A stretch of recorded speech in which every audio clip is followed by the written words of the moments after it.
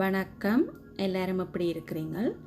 இன்றைக்கு நான் தமிழர்களின் பாரம்பரியமான ஆடிக்கூழ்லாம் செய்ய போகிறேன். இது பனங்கட்டி கூழுமன்னு சொல்லுவினோம், ஆடிக்கூழட்டும் சொல்லுவோம். இந்த கூழ் நல்ல ஈஸியாகவும் செய்யலாம், நல்ல டேஸ்டான கூழ் உண்டு இது.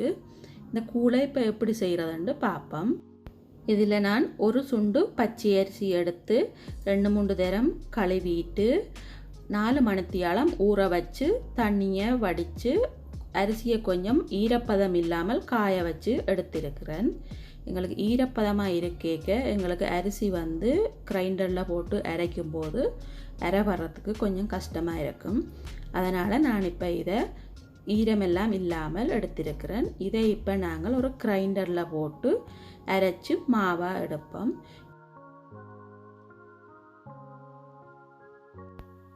இந்த அரிசியை நான் நல்லா மாவை அரைச்சி எடுத்திருக்கிறேன்.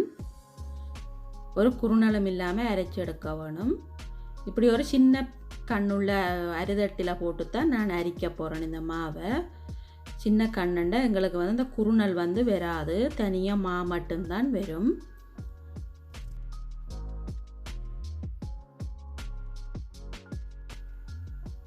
நான் 2 தரம் கிரைண்டரில் போட்டு ஒரு சுண்டு அரிசியை அரைச்சி எடுத்து நல்லா மாவாக எடுத்திருக்கிறேன். இதே மாதிரி தான் நல்லா மாவாக எடுக்கணும்.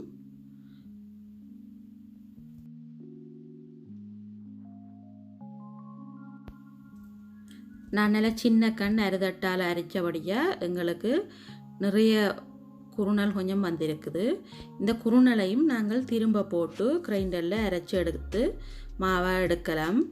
அதுலேயே நிறைய மாவு இருக்கும். இந்த அளவு மாவும் எனக்கு வந்திருக்குது. இப்போ நல்லா பட்டு மாதிரி நல்லா அரைச்சி எடுத்துருக்கிறேன். இந்த மாவை ஒரு குறுநலுமே இல்லை. இப்போ நாங்கள் இந்த மாவில் இருந்து 3/4 கப் மாவு எடுத்து நாங்கள் புரிம்பாக வைப்போம். நான் மெஷரிங் கப்பாலேயே 3/4 கப் எடுக்கிறேன். இது 1/2 கப்பு.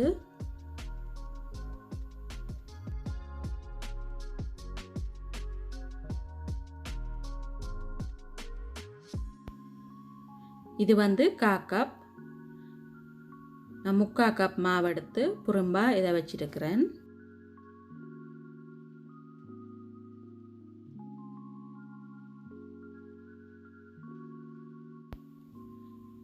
நான் இதில் ஒரு பெரிய தேங்காய் எடுத்து திருவி பால் எடுத்திருக்கிறேன்.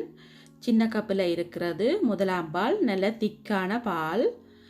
கொஞ்சம் தண்ணி விட்டு நாங்கள் அதை புளிஞ்செடுக்கிறது. இதில் பெரிய கப்பில் இருக்கிறது 2ஆம் பால், 3ஆம் பால். நாங்கள் எடுத்து வச்சிருக்கிற 3/4 கப் மாவுக்கு ஒரு பிஞ்சளவு உப்பு போட்டு நல்லா கலந்து விடுவோம்.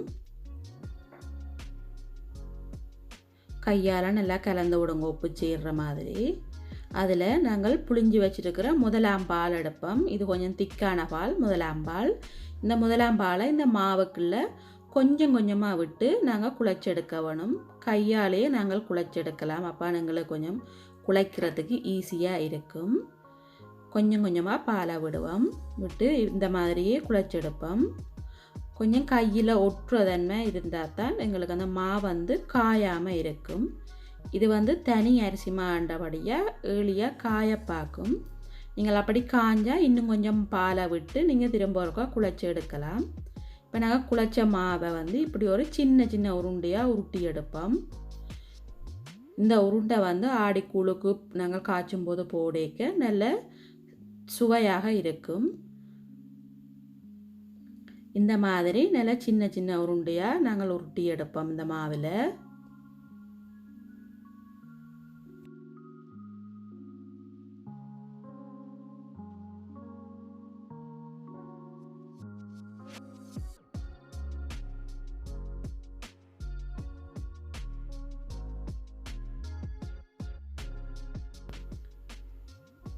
நான் இப்போ இந்த குழைச்ச மாவில் இவ்வளவு உருண்டையும் சின்ன சின்னனா நல்லா உருட்டி எடுத்திருக்கிறேன். பார்க்கவே நல்ல வடிவாக இருக்குது உருண்டைகளை.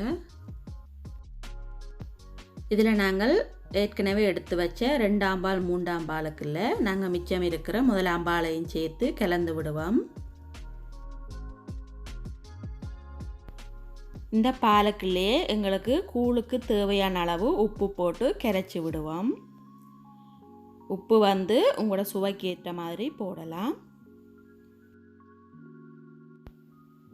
இந்த பாலுக்குள்ள நாங்கள் எடுத்து வச்சிருக்கிற அரிசி மாவை கொஞ்சம் கொஞ்சமாக போட்டு கட்டி எதுவும் இல்லாமல் கரைச்சி எடுக்க வேணும். கொஞ்சம் கொஞ்சமாக போட்டு எடுத்தால் தான் எங்களுக்கு கட்டி இல்லாமல் கரைச்சி வரும். இந்த மாதிரி கரைச்சி எடுப்போம்.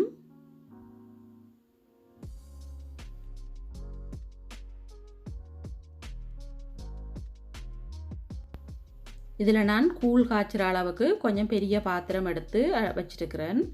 இதுக்குள்ள நாங்கள் 1.5 லிட்டர் தண்ணி விட்டு நல்லா கொதிக்க விடுவோம். தண்ணி கொதிக்கிற நேரத்தில் நாங்கள் பயறு வந்து வறுத்தெடுப்போம். இந்த கூழுக்கு வந்து வறுத்த பயரும் தேவை. இதில் 1/2 கப் நான் பச்சை பயிர் எடுத்து கழுவிட்டு இதை நான் இப்போ லேசான சூட்டில் வச்சு வறுத்தெடுக்க போகிறேன். நாங்கள் கொஞ்சம் அடுப்பை கூட வச்சு வறுத்தோம்னா எங்களுக்கு பயறு வந்து கருகிடும். இந்த பயறு வந்து நல்லா வாசமாக வரும் வறுத்து கொண்டு வரைக்க. இப்போ இந்த மாதிரி பயறு நல்லா வறுபட்டுட்டது, நல்லா பொன்னிறமாக இருக்கும், நல்லா வாசமாயும் இருக்கும். இதே மாதிரி இருக்கணும் இந்த பயறு வறுத்து. நாங்கள் வறுத்து கொண்டு இருக்கும்போதே நல்லா வாசம் அடிக்கும். அப்போ எங்களுக்கு தெரியும் பயறு வறுபட்டுட்டு. இப்போ இங்கால இந்த நாங்கள் வச்ச தண்ணி வந்து நல்லா கொதிச்சிட்டுது. இப்போ இந்த கொதித்த தண்ணிக்குள்ள நாங்கள் இந்த பயரை போட்டு நல்லா அவிய விடுவோம். இந்த பயறு வந்து கொஞ்சம் நல்லா அவிய வேணும். நாங்கள் பயறு வறுத்து போட்டபடியாக கொஞ்சம் சீக்கிரமாகவே அவிஞ்சு வந்துடும்.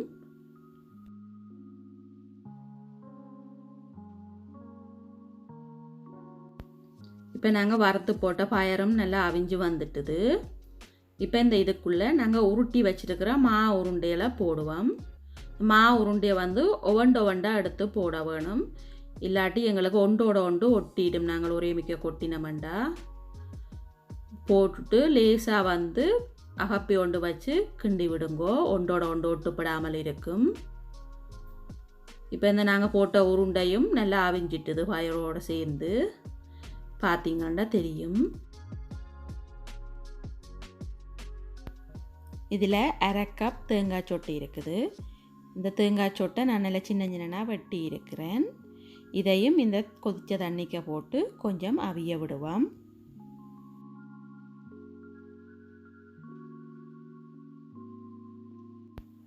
இதில் 380 கிராம் பனங்கட்டி இருக்குது. இதை நான் நல்லா சின்ன சின்னனாக வெட்டி இருக்கிறேன். இந்த பனங்கட்டியை நான் வந்து நெடுகளும் பாவிக்கிறதுன்றபடியாக இதில் எந்த கஞ்சலும் இருக்காது. நீங்கள் புதுசாக பனங்கட்டி ஏதாவது வேண்டுறீங்களா அதை வந்து நல்லா சுடுதண்ணியில் கரைச்சிட்டு ஒரு வடிதட்டால் வடித்து விடுங்கோ. இல்லாட்டி அதுக்குள்ள தூசுகள் கஞ்சல்கள் அப்படி எதுன்னு இருக்கும்.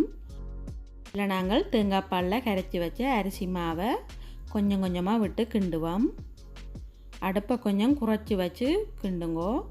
இல்லாட்டி வந்து அடுப்பு அதிகமாக எரிஞ்சால் மாக்கிழவை வந்து அடிப்பிடிச்சிடும். இந்த மாதிரி கொஞ்சம் கொஞ்சமாக விட்டு கிண்டி கொண்டு இருங்கோ. கைவிடாமல் கிண்ட வேணும். இல்லாட்டி வந்து மா வந்து அடிப்பிடிச்சிடும். இப்போ இந்த நாங்கள் விட்ட அரிசி மா வந்து கொஞ்சம் அவிஞ்சு வர வேணும்.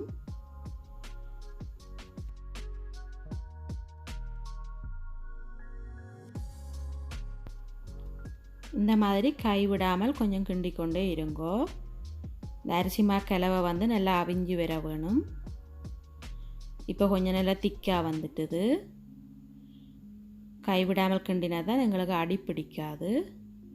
நீங்கள் இந்த கூழ் காய்ச்சும் போதே நல்லா வாசமாயும் இருக்கும். இப்போ எங்களோட கூழ் வந்து நல்லா காய்ச்சியாச்சு. இப்போ நீங்கள் அடுப்பை ஆஃப் பண்ணிட வேண்டியது தான். நல்ல டேஸ்டான கூழ் வந்து காய்ச்சியாச்சு.